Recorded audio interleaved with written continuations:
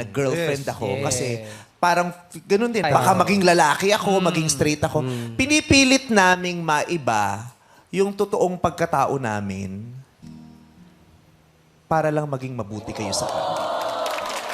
Kasi kung magiging ganun kami, lulukohin nyo kami, aasarin nyo kami, pagagalitan kami sa bahay, pwede kaming itakwil, lalayuan kami, magiging iba ang pagturing nyo sa amin. At dahil sa sobrang takot ng nararamdaman namin, nagaganunin nyo kami, pinipilit naming ibahin yung totoong kami at lukohin ang mga sarili namin para lang magustuhan nyo kami at tanggapin nyo kami. Ganun yun kahirap. Hanggang sa ma-realize namin na, hanggang sa mag-mature na lang kami na hindi namin kailangan ng pagtanggap nyo. Tanggap nyo kami o hindi, tanggap namin ang mga sarili namin at itutuloy ko kung ano yung tinitibok ng puso ko at hindi ko babaguhin ang pagkatao ko. Wow. Ganun siya kahirap.